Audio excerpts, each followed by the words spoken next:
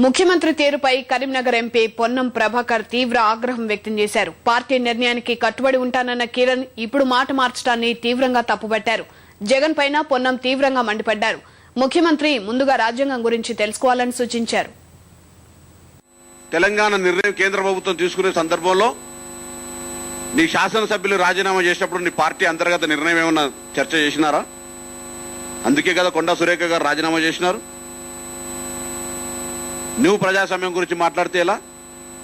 అదేవిధంగా సమన్యాయం అనేటువంటి నిర్ణయం తీసుకొని కార్యక్రమం చేపట్టినాడు. కానీ సమైక్య శంకారావం అని మీ సోదరిని ఊరు మీద జగనన్న బాణంగా వదిలిపెట్టినాడు. కానీ ఎన్నడైనా పార్టీ అంతర్గతంగా జనరల్ బాడీ మీటింగ్ అయినా జరిపినారా?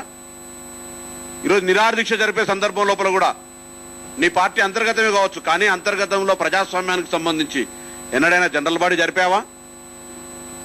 ఆఖరికి ఢిల్లీకి ఒక డెలిగేషన్ పంపితే కూడా ఎమ్మెల్యే అయినటువంటి మీ తల్లిగారి నేతృత్వంలో డెలిగేషన్ పంపుతా ఉన్నావు తప్ప ఢిల్లీకి సంబంధించినటువంటి ఒక పార్లమెంట్ సభ్యుడు సీనియర్ రాజమోహన్ రెడ్డి నాయకత్వంలో పంపేటువంటి పరిస్థితుల్లో జీర్ణించుకునే పరిస్థితుల్లో లేవే. కాబట్టి ఈరోజు జరుగుతున్నటువంటి పరిస్థితుల్లో చంద్రబాబు నాయుడు గారు కానీ జగన్మోహన్ రెడ్డి గారు కానీ మా ముఖ్యమంత్రి ముగ్గురు కూడా కలిసి అసలు అక్కడిక్కడ దీక్ష చేసినందుకు వీరు కూడా నేను అనుకుంటా ముఖ్యమంత్రి కార్యాలయంలో నిరాహార దీక్ష చేస్తున్నట్టున్నాడు వ్యక్తిగతంగా బయటికి చెప్పకుండా. ముగ్గురు కలిసి ఒకటే కాడ దీక్ష చేస్తే అయిపోతుంది. అక్కడ ఆయనకి ఎట్లా